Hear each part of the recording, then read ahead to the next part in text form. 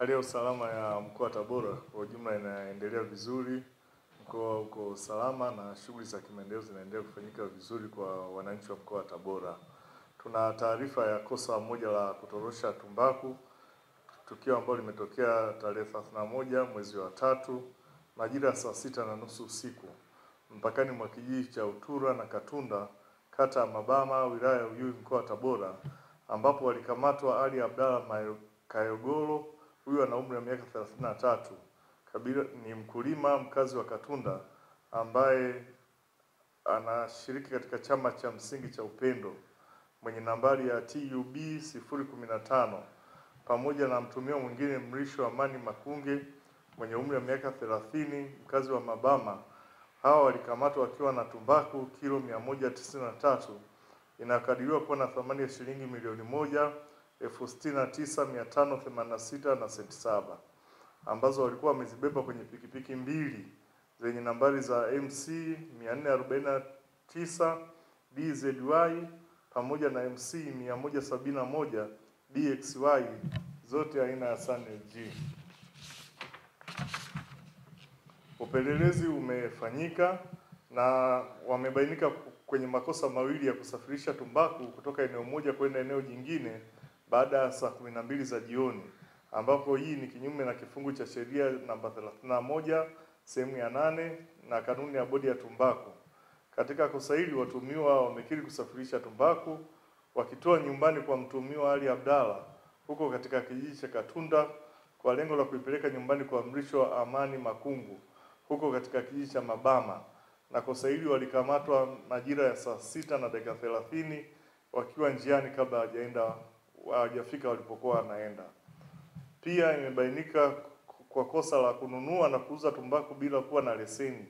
Kosa hili ni kinyume na kifungu cha 11 cha sheria ya tumbaku, na kwa kosa hili Mrisho Amani Makungu alinunua tumbaku kwa Ali Abdalla bila kuwa na leseni. Uchunguzi kwa makosa haya yote mawili unaendelea na jeshi la polisi, na tunaendelea kutoa wito kwa wakulima, wanunuzi na wadau wote wa tumbaku kuelekea kwenye kipindi hiki cha msimu wa tumbaku kuhakikisha kwamba wanafanya shughuli zote kwa kufuata sheria zilizopo. Kwanza nijitambulishe kwa majina, naitwa John Alexi, ni mwenyekiti wa chama cha msingi Ikonongo kilichopo wilayani Kaliua, lakini pia ni makamu mwenyekiti wa jukwaa la ushirika mkoa wa Tabora. Mimi kama walivyokwisha sema wenzangu, tunaunga mkono swala la serikali kukazia na kuunga mkono ukamataji wa walanguzi wa tumbaku. Limekuwa ni janga kubwa ambalo linasababisha shughuli za ushirika kutokuendelea kwa unafasi wa hali ya juu, kwa sababu walanguzi wanafanya sababu ya kusababisha vyama kupoteza mapato na wakulima baadhi kulaza madeni kutokana na walanguzi. Kwa hiyo sisi au mimi kama kiongozi wa ushirika ninaunga mkono swala la serikali kupiga vita walanguzi wa zao la tumbaku, kwa sababu wanarudisha maendeleo ya ushirika nyuma na maendeleo ya wakulima mmoja mmoja nyuma kwa kulaza madeni. Mimi nishukuru sana sasa. Ulanguzi ulikithiri sana mkoa wa Tabora, lakini kwa kasi ya mheshimiwa mkuu wa mkoa anavyojitahidi kuzuia jambo hili, tunashukuru na Mwenyezi Mungu ambariki sana. Tunaomba ulanguzi huu wa tumbaku kwanza utakoma kipindi tu hizi swala la vyama vya ushirika wa SACCOS kuwa vimeimarika. Jambo la kwanza litakwenda kufutia kabisa.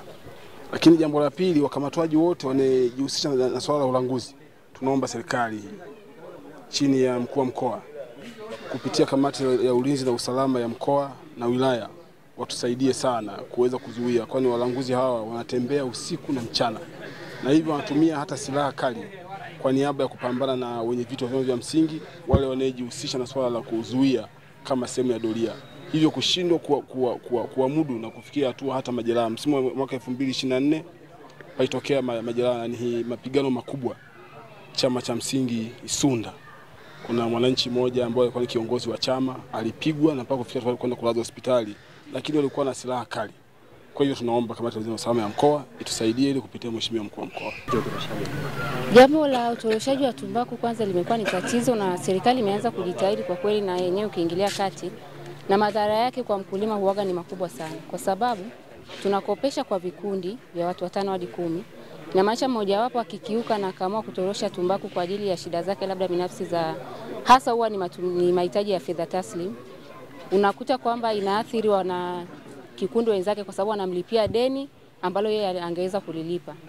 Kwa hiyo hata huu uanzishaji wa SACCOS inamaanisha kwamba wakulima watakuwa wanapata mkopo kutatua yale matatizo yao madogo madogo na kuepusha kutorosha tumbaku au kuuza tumbaku kwa walanguzi ambao pia inakuwa inawaletea hasara wakulima.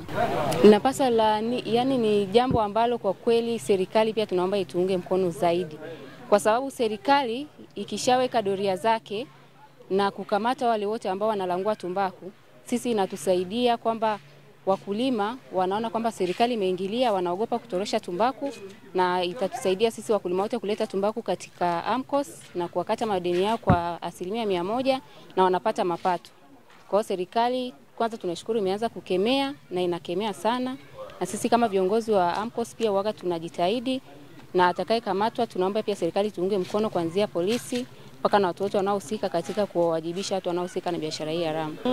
Sana sana utoshaji wa tumbaku tunauona mkubwa huko kwa hasa wakulima wadogo ambao na kipato chao kinakuwa ni kidogo, lakini ukimkuta mkulima ambaye ni mkubwa, yeye mara nyingi hajihusishi na utoshaji wa tumbaku. Kwa hiyo nafikiri SACCOS itawasaidia sana hasa wenye kipato cha chini ili waweze kujikimu mahitaji ya familia ili wasiweze kutorosha tena tumbaku.